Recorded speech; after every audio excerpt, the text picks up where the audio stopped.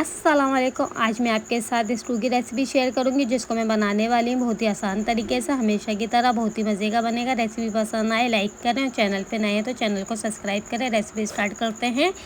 1 kilo मैंने गोश्त लिया है। गोश्त को मैंने अच्छी तरीके से धो लिया है। 3 लार्ज साइज़ की प्याज ली है। 3 से 4 हरी मिर्च ली है। हाफ़ टी स्पून हल्दी, 1 टेबल स्पून अदरक, 1 टेबल स्पून लहसुन, 1 टीस्पून नमक, half cup oil, 1 table spoon कूटा हुआ साबुत धनिया, 1 कप दही, 2 मीडियम साइज़ के टमाटर, 5 से 6 लौंग, 1 पदियान का फूल, 2 बड़ी इलायची, 1 तेज़पत्ता, 1 टीस्पून काली मिर्च, 1 टीस्पून जीरा, 1 इंच का दालचीनी का टुकड़ा, 6 से 8 साबुत मिर्च। इस स्टू को हम कुकर में बनाएंगे। इसके अंदर सबसे पहले हम गोश्त को ऐड करेंगे। गोश्त को मैंने अच्छी तरीके से धो लिया है। गोश्त में हड्डी वाला यूज़ कर रही हूँ। स्टू में हड्डी वाले गोश्त बहुत ही मज़े का लगता है। इसके अंदर 3 लार्ज साइज़ के प्याज ऐड करेंगे। प्याज को मैंने स्लाइस में कट कर लिया है। इसके अंदर 1 टेबल स्पून लहसुन ऐड करेंगे। लहसुन को मैंने कूटा है। आप चाहे तो लहसुन का पेस्ट भी ऐड कर सकते हैं, पर कूटा हुआ अदरक लहसुन डालने से स्टू में जायका बहुत ही मज़े का आता है। अब इसके अंदर हम 1 टेबल स्पून साबुत धनिया कूटा हुआ ऐड करेंगे। 1 टीस्पून नमक ऐड करेंगे। इसके अंदर नमक आप अपने जायके के मुताबिक भी डाल सकते हैं।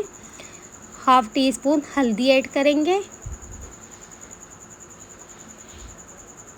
अब इसके अंदर हम ये मसाले ऐड करेंगे। 1 किलो के हिसाब से मसाले बिल्कुल परफेक्ट हैं। अब इसके अंदर 2 मीडियम साइज़ के टमाटर जिसको मैंने गोल गोल काट लिया है वो ऐड करेंगे। और अब इसके अंदर हम ऐड करेंगे हरी मिर्च, 3 से 4 हरी मिर्च आप अपनी मर्ज़ी के मुताबिक डाल सकते हैं। 1 कप दही ऐड करेंगे और इसके अंदर हाफ कप ऑयल ऐड करेंगे। अगर आपको ऑयल ज़्यादा पसंद है तो आप ऑयल ज़्यादा डालें, अगर आपको कम पसंद है तो कम ऐड कर सकते हैं। अब इसके अंदर हम 2 कप पानी ऐड करेंगे। 2 कप पानी परफेक्ट है। गोश्त अपना पानी छोड़ेगा, प्याज भी अपना पानी छोड़ेगा। हम तमाम चीज़ों को हम अच्छे से मिक्स कर लेंगे। तमाम चीज़ें अच्छे से मिक्स हो चुकी हैं। अगर आप चैनल पे नए हैं तो मेरे चैनल को सब्सक्राइब करें। आपको मेरे चैनल पे बहुत ही मज़े की रेसिपी देखने को मिलेंगी। तमाम चीज़ों को हम अच्छे से मिक्स कर लेंगे और इसको कवर करके फ्लेम पे रख देंगे। हमें इसको 3 सीटी आने तक पकाना है, मीडियम हाई फ्लेम पर। अब हम इसको फ्लेम पर रख देंगे। फ्लेम को मैंने मीडियम कर लिया है। ये तीसरी सीटी आ रही है। अब हम सीटी को निकाल देंगे ताकि और फ्लेम को ऑफ़ कर देंगे। सीटी निकालते वक्त फ्लेम को ऑफ़ कर देना अब ताकि तमाम हवा इसके अंदर से निकल जाए। और कवर हटाते हैं। अब फ्लेम को मैंने ऑन कर लिया है। फ्लेम मीडियम है। अब इसको हम अच्छे से मिक्स कर लेते हैं। मैंने इसको 3 सीटी आने तक पकाया है। अब गोश्त चेक करते हैं गोश्त गला है या नहीं। अब हम किसी चम्मच की मदद से गोश्त चेक कर लेंगे।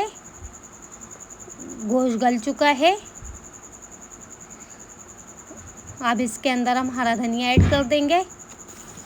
हरा धनिया डालने के बाद हमें 1 मिनट तक इसको पकाना है। सर्व करने के लिए रेडी है। माशाल्लाह से रेसिपी बहुत ही मज़े की बनती है। आप ट्राई करना तो बनता है।